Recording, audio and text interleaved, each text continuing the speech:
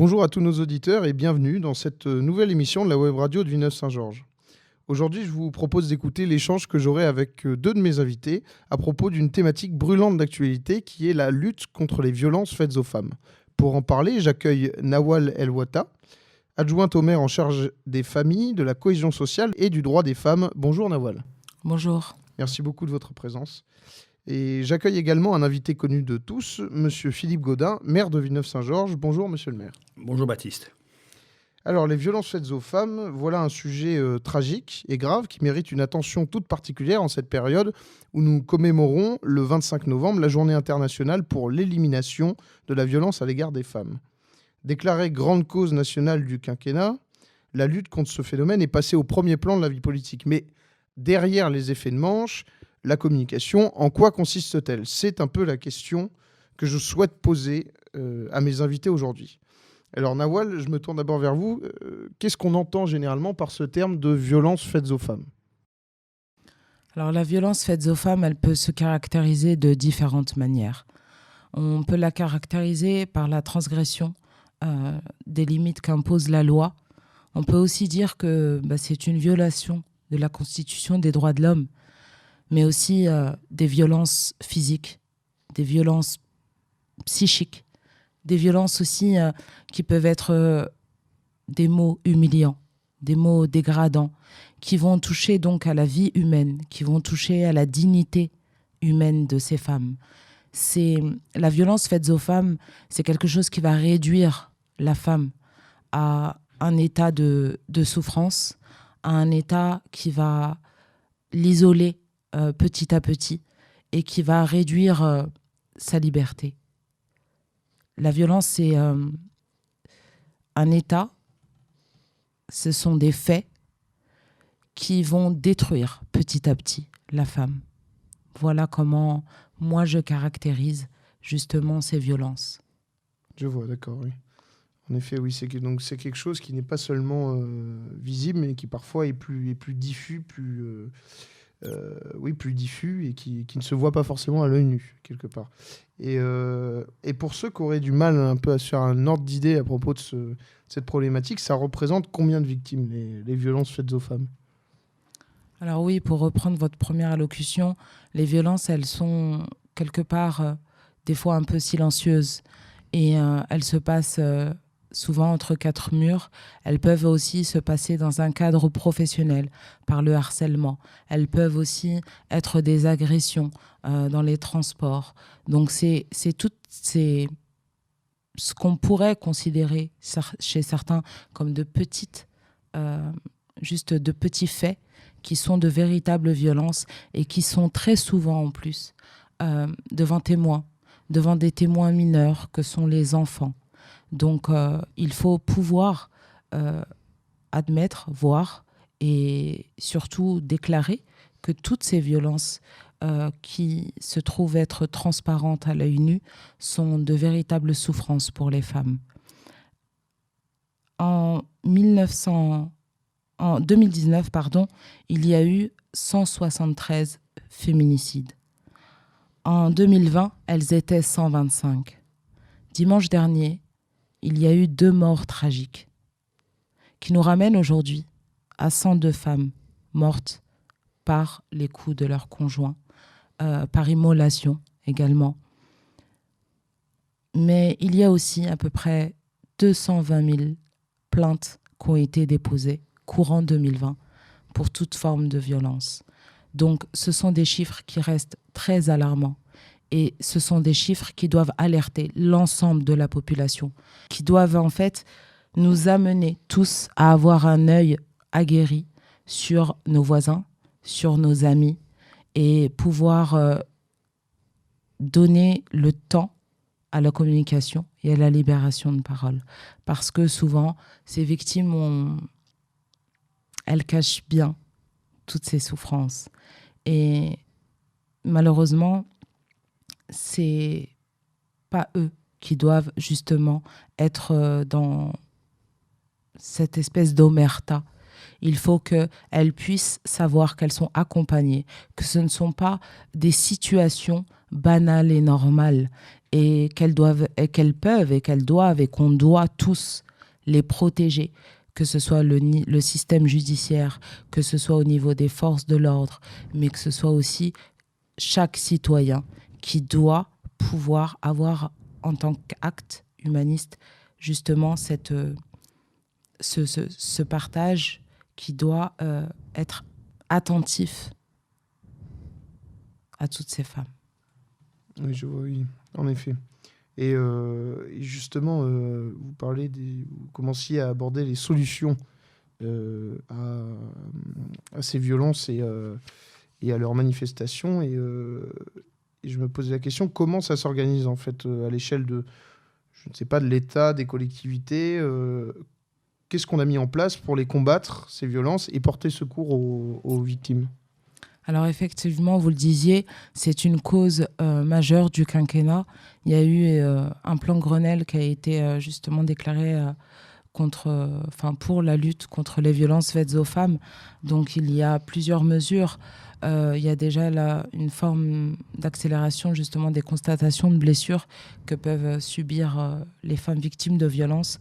Il y a également le numéro 3919 qui est une plateforme d'orientation, d'information envers les femmes victimes de violences pour justement être accompagnées et être informées de leurs droits et de pouvoir justement se prémunir et se protéger par rapport à toutes ces violences-là. Donc, il y a plusieurs démarches, sans oublier bien sûr toutes les associations qui œuvrent dans cette lutte et qui sont de véritables piliers pour toutes ces femmes en ce qui concerne justement même l'hébergement d'urgence et la protection des femmes et des enfants. Je vois, oui, en effet. Et justement, pour se protéger ces femmes et parfois même leurs enfants, qu'est-ce qu'elles doivent faire concrètement pour qu'on vienne leur porter secours, pour qu'on leur vienne en aide, pour que les associations se mobilisent où est-ce qu'elles doivent aller, qu'est-ce qu'elles doivent faire, voilà. Alors à mon avis, la première chose qui doit être faite quand on subit des violences, des agressions, c'est de libérer la parole, c'est de demander de l'aide, c'est de toquer à une porte, de décrocher son téléphone, de parler à un ami, de parler à la famille et de dire qu'il y a une situation anormale et qui mérite d'être connue pour pouvoir bénéficier de protection, pour pouvoir bénéficier justement d'un accompagnement et ne pas rester isolé dans cette situation. Mmh. Oui, je vois, oui. Écoutez, merci beaucoup Nawal. Je me tourne maintenant vers Monsieur le maire. Monsieur le maire, pourquoi le sujet des violences faites aux femmes vous tenait-il à cœur ? Et vous tient-il d'ailleurs toujours à cœur ? Tout à fait. C'est un sujet qui me tient beaucoup à cœur. Tout simplement parce que dans notre pays, nous avons une histoire, nous avons une culture, nous avons des lois qui nous protègent, qui sont faites pour que nous puissions vivre tous ensemble, l'un dans le respect de l'autre. C'est une devise fondamentale qui est inscrite dans la Constitution, je crois même, et j'y tiens beaucoup parce que c'est l'égalité des uns vers les autres. Donc, bien évidemment, il est inconcevable, il est insupportable qu'on puisse brutaliser une autre personne, à plus forte raison quand c'est une personne qui est plus fragilisée, que ce soit une personne âgée, que ce soit un enfant, ce qui est une catastrophe, et une femme, ce qui est abject. Parce que ils sont comme nous sommes égaux. Et ça, c'est notre culture. C'est ce que nous devons à notre culture. Et ce sont des lois qui sont chargées de faire respecter ça. Donc, je condamne la violence, évidemment, toute forme de violence, mais tout particulièrement celle qui touche les femmes, les enfants et les personnes âgées. Mais les femmes, une femme, on la protège. Quand on est un homme, on protège une femme. On la frappe pas. C'est abject. Complètement, oui. Et de quelle façon, justement, on voit que c'est une question qui vous préoccupe, et de quelle façon, vous et vos équipes, avez-vous choisi de donner de l'importance à cette problématique à Villeneuve-Saint-Georges ? Alors, déjà, dès le début du mandat, j'ai voulu que cette démarche collective de toute l'équipe, dont Nawal est plus spécialement chargé, j'ai voulu que ce soit un des axes forts du CLSPDR. le Conseil local de sécurité et de prévention de la délinquance et de la radicalisation. J'ai voulu que ce soit écrit, que ce soit entendu et que ce soit un des axes de notre action.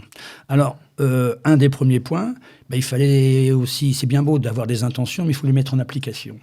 Donc, dans la suite logique, j'ai développé la police municipale qui était quasiment inexistante, mais je suis intimement convaincu que la répression ne suffit pas. Il y a aussi la prévention. Si on veut que ça marche bien, il faut les deux piliers. Et la prévention, nous avons recruté, embauché 6 médiateurs qui sont là pour aller au contact des gens qui sont en difficulté. Et ça rejoint une des pistes que nous avons mis au point avec Nawal. Il faut déjà mettre en évidence le problème. Il faut que les femmes qui subissent des violences puissent s'exprimer. C'est pas elles les fautives. Bien souvent, elles sont recluses, elles n'osent pas, elles n'ont pas envie, elles ont peur. Non, il faut qu'on les aide. Et il faut qu'elles puissent, qu'elles osent aller au commissariat, qu'elles osent en parler à un voisin, un ami. Elles sont pas coupables. Le coupable, c'est pas elles, c'est l'autre. Oui. Donc, qu'elles parlent, libérer la parole de ceux qui sont en difficulté, et dans ce cas présent, libérer la parole des femmes. Donc dans cet objectif-là, on va mettre durant 3 jours, puisqu'il y a une journée nationale contre les violences faites aux femmes, du 23 au 25 novembre, nous allons mettre plusieurs actions pour justement favoriser, redonner de l'espoir à les gens qui sont en difficulté, comme quoi on peut les aider. Voilà. Oui, je vois. Oui, complètement. C'est ça rejoint ce que disait Noël tout à l'heure. Libérer la parole, c'est déjà le premier pas qui permet ensuite de régler des situations parfois carrément tragiques. Et justement, au cours de cette semaine, quelles sont les actions que vous allez mettre en place pour les Villeneuvois afin de sensibiliser à cette thématique et justement de libérer la parole? La toute première, déjà, c'est d'être ici et d'en parler. Je crois que c'est une bonne chose que sur la radio de Villeneuve, on puisse parler de ces problèmes-là et que les gens qui sont en difficulté, ces femmes, sentent qu'on a envie de s'occuper d'elles. Donc cette émission de radio est très importante, donc ça devrait toucher pas mal de gens. Et puis du 23 au 25, il y aura différentes choses. Il y aura le mercredi 24 un micro-trottoir dans le marché où on va écouter ce que les femmes auront envie de nous dire, mais surtout leur montrer qu'on est prêt, nous, à les entendre. Parce que si on leur propose de s'exprimer, il faut aussi qu'elles comprennent qu'on est prêt à les entendre. C'est pas pour leur faire plaisir. On est là pour les écouter. Et puis essayer de trouver des idées dans leur situation.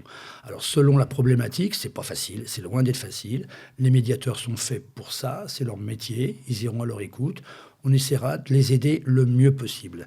Il y aura aussi, alors tout à l'heure je parlais de libérer la parole, un des exemples, il y aura sur le parvis de la mairie le 26, des panneaux, des documents, des grandes feuilles sur lesquelles ils pourront s'exprimer, mettre un petit mot d'une manière anonyme, mais mettre un message, nous envoyer un message aux autres femmes, puisque ces panneaux sont visibles, sont extérieurs, lisibles par tout le monde.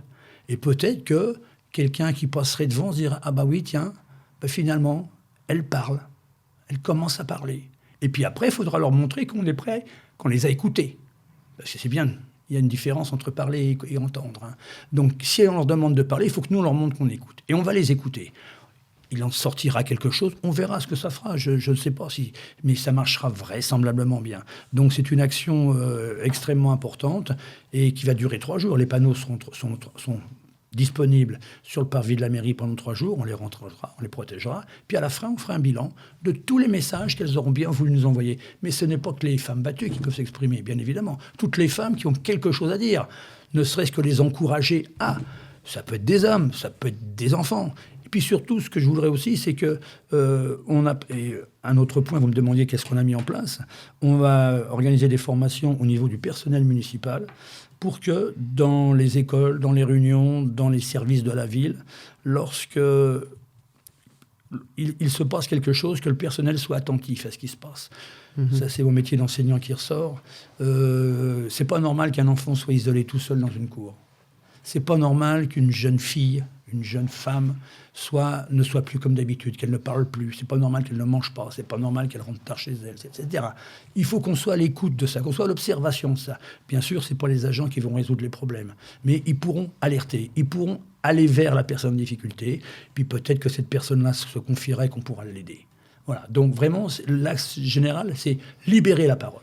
Aller vers les gens, les femmes battues, puisque c'est un petit peu le thème de la journée, mais d'une manière générale, aller vers ceux qui sont en difficulté, qui n'osent pas encore s'exprimer, qui n'osent pas se défendre et qui sont reclus dans l'effacement, dans la repentance, peut-être culpabilisant un peu, parce qu'on les culpabilise.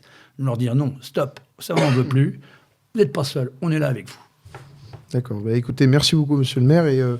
Et quant à ces 3 jours dédiés à la lutte contre les violences faites aux femmes, j'aimerais vous rappeler les dates et les informations. D'abord, je vous donne rendez-vous le mercredi 24 novembre pour un micro-trottoir au marché de notre ville et dans toutes les maisons pour tous pour les jeunes Villeneuvois, ainsi que le jeudi 25 novembre après-midi sur le parvis de la mairie pour un même micro-trottoir. Ensuite, Nawal et monsieur le maire parlaient des panneaux d'expression. Ils seront mis à disposition des Villeneuvois sur ces 3 jours, du 23 au 25 novembre, de 14h à 17h, avant d'être finalement exposés une fois qu'on aura terminé ces jours de commémoration et de sensibilisation. Voilà, je remercie mes 2 invités, Nawal et monsieur le maire Philippe Gaudin. Et je vous dis à tous à bientôt et à Villeneuve-Saint-Georges. Merci à toute l'équipe.